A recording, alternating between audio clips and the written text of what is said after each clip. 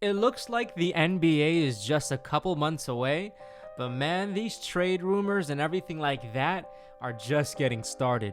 Gordon Hayward, everybody. That is the topic for today's video. But before we start, I gotta ask all of y'all if y'all can go ahead and give this video a like. We're going for 50 likes, and of course subscribe if you haven't. But let's get straight to this video, fam. It's your boy Sub up in here, and Gordon Hayward is one of those dudes, right, who when he had his prime year, well, not necessarily his prime year, but his best year in Utah, we thought that when he signed with Boston the year after, that was going to be insane, that was going to be a year to remember for Gordon Hayward, that this Boston Celtics team is so stacked because they have all these young assets and they got a Gordon Hayward who's literally about to enter his prime, right? Literally, he's 27 years old. For the Boston Celtics, this team is going to be one of those contenders, right? Against the Cavs and all those other teams, right? But unfortunately, as we know, Gordon Hayward had to suffer one of the most gruesome injuries that we've had to see in our lifetime, right? Like, I remember watching, the opening day and seeing Gordon Hayward in his first game with Boston, right? I believe it was Boston and Cavs. Forgive me if I'm wrong, but, that opening game, and it was just one of the hardest sights to see him, score the 2 points and then just go down with the knee injury, right? The season prior, my man Gordon averaged 22 points a game and literally was the face for the Utah Jazz.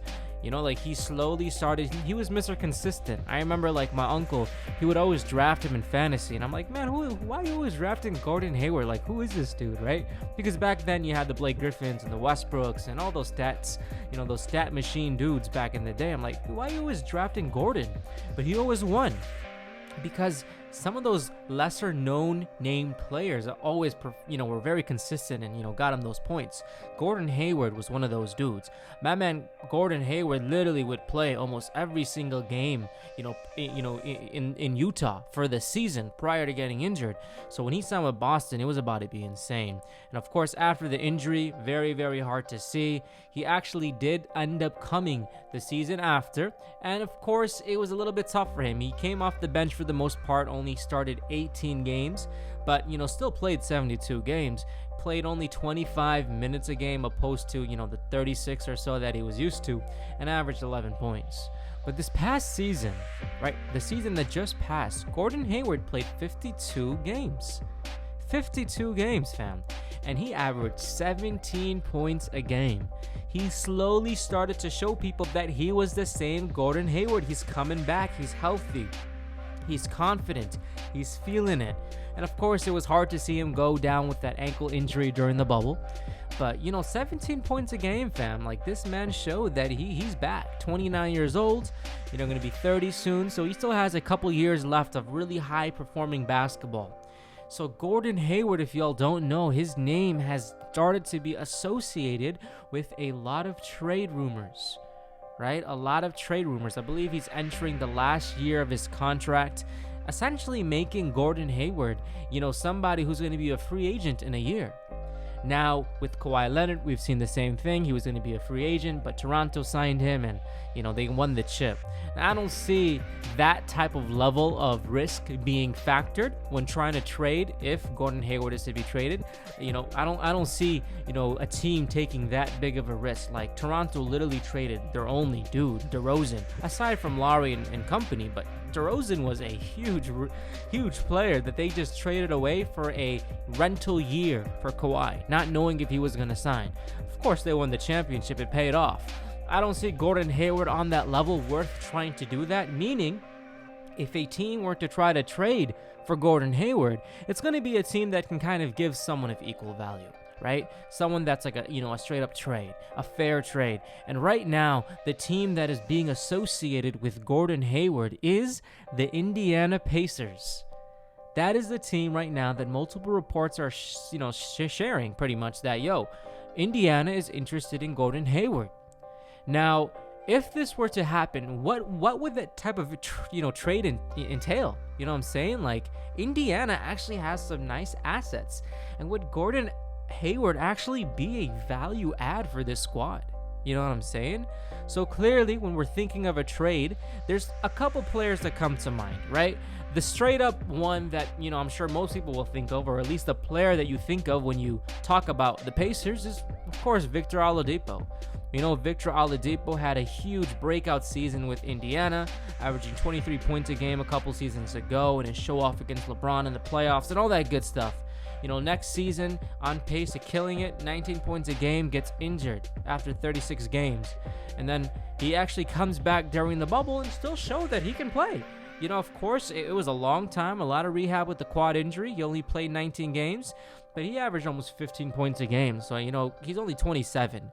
I think with a lot of rest, which he's getting now, Oladipo going to be somebody you don't want to mess with next season. So you can always see like a straight up trade with Hayward and of course Victor Oladipo, given of course that the Pacers also get another player in return. So Boston would have to maybe give a pick, like their 14th pick by Memphis. They may have to trade that as well to get a Gordon Hayward. But other players, include Malcolm Brogdon. Brogdon averaged, a solid 16.5 points a game this past season. Pretty solid.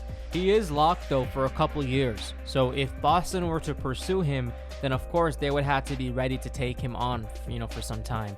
And of course, then you got Miles Turner, who I think also is a huge value add for any team. He would fill that center position that Boston needs. And of course, he can get some buckets, right? He's not a 25-point type of player, especially with Boston having so many assets. But he will definitely bring that hustle, that culture, and, that just charisma to the team. He's only 23 years old. You know what I'm saying? He's talked about a lot. He's only 23. So Miles Turner definitely is somebody who I can see being added. And I think the one other player that I could also see being a value add, I'm sure a lot of teams will want my man, and that's Jeremy Lamb. Jeremy Lamb, unfortunately, we saw the injury he had to go through last season, the ACL. Very, very tough to see. But he actually started to break out. You know what I'm saying? I'm not saying like 30 points a game, but he went from averaging like 6-7 points a game to a season where he literally, averaged over 15 points a game. And when he went to Indiana, he was showing signs of that, starting all the games for the most part, averaging 13 points a game, and then he went out. He's also somebody who's going to be entering his prime, 27 years old, given he can obviously bounce back from that ACL injury. So we talked about a lot of players, a lot of scenarios, but basically to close this video off, Gordon Hayward, everybody. We kind of went through his history, and I want to ask y'all, is it worth Boston trying to trade Gordon Hayward, who's going to be 30 soon? Is it worth for them to keep and go with this tandem again and try to compete, you know what I'm saying, with Tatum and Brown and company? So in the comments down below, y'all let me know. And of course, if they want to trade him, who is it that they should trade him? I just mentioned the Pacers because that's what a lot of the rumors are linked toward. But hey, maybe there's another team. Maybe there's another team that would be well suited for Gordon Hayward. That's what the comments are for. I'm looking forward to hearing from y'all in the comments down below. And of course, I'll see y'all in the next one. Take care, everybody. Peace.